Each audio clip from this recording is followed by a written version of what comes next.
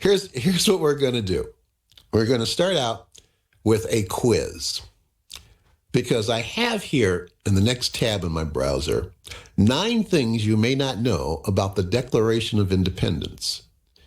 It says 9 surprising facts about the iconic founding document adopted on July 4th, 1776. Now, I did a show 7 years ago where I addressed this specific topic because the show fell, I think it was on July 3rd. I did it, if I remember correctly. There are some interesting things that I had learned over the years about the Declaration and its signing and the timing of the signing and the founding of this nation. And I'm just wondering how many of you may also know this stuff. Like, for instance, the first thing that's listed here, and this is the key. This is like, they're not burying the lead here. This is the lead thing, the number one thing, surprising thing about the Declaration of Independence. And that is that it was not signed on July 4th, 1776.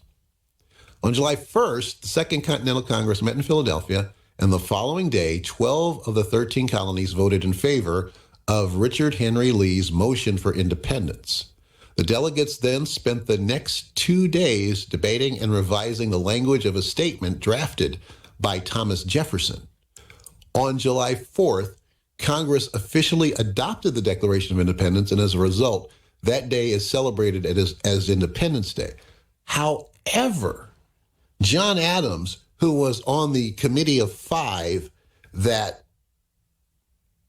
put together the elements that Jefferson drafted into what became the Declaration, believed that July 2nd, which was the day that the colonies voted in favor of the Declaration, that July 2nd should be the day celebrated as Independence Day. But that became lost in history due to some interesting mix-ups that are not among the information that I have today, but I read it in a couple of different books, so it's been verified.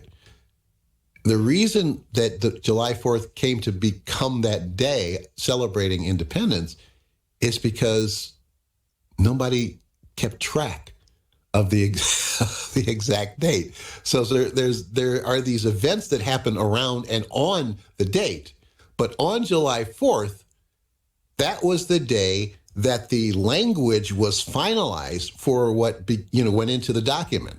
And on that day, Thomas Jefferson walked away in a bit of a peak because a lot of the language that he put into the original draft was changed or deleted. And he wasn't real thrilled about it, although he did go along with the final document once it became, once it was finalized.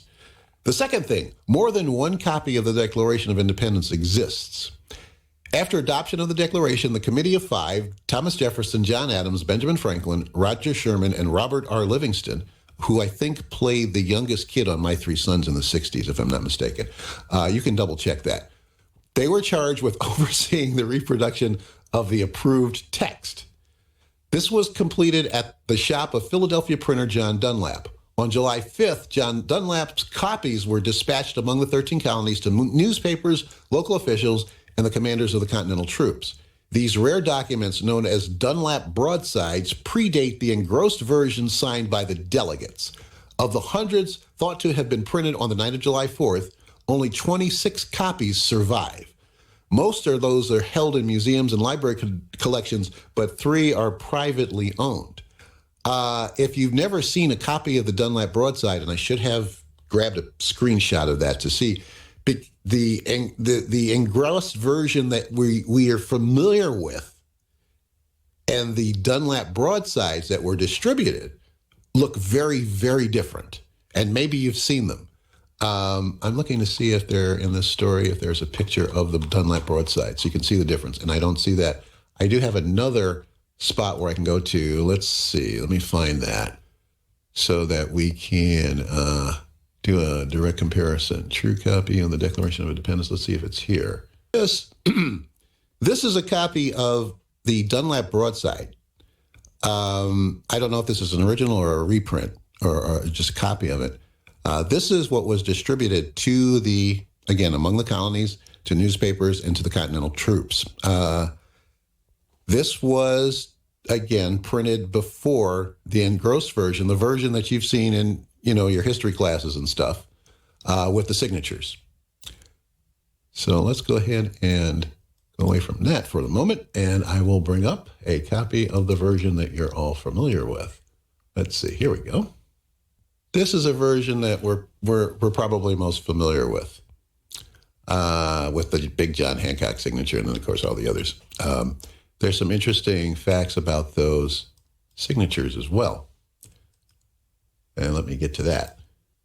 Because the signatures didn't start being gathered until August. I think it was August 2nd. Let me see if I can find that information among my stories here. Let's see. Yeah, that information's not here. But it was August 2nd when the first signings happened for the Declaration. And some of those signings didn't happen until years later.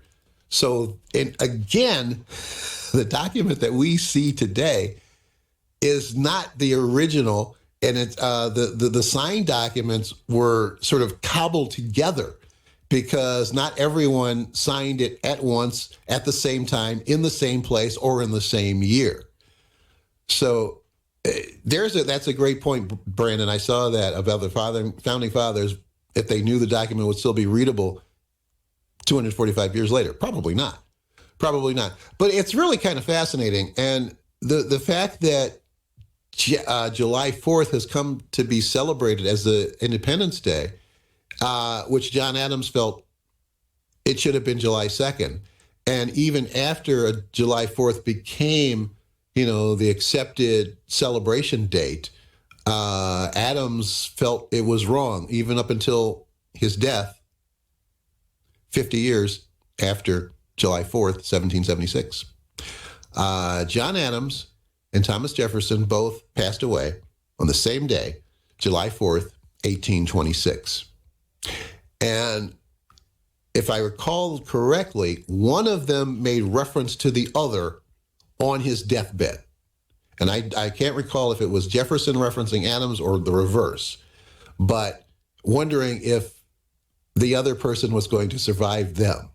And as it turns out, they both passed away on the same day. And interestingly enough, it was July 1st. I think John Adams probably didn't object to the fact that he passed away on July 4th instead of July 2nd. Bad joke. Sorry, y'all. I can't help myself.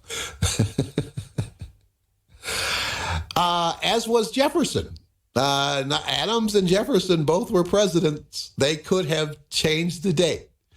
And especially in Adams' case, I don't know if Jefferson went along with that thinking that July 2nd should have been the date, but you're right. Adams could have changed the date. He could have proclaimed July 2nd as Independence Day. But, he didn't. And again, there's that crazy irony of both he and Jefferson passing away on July 4th of 1826.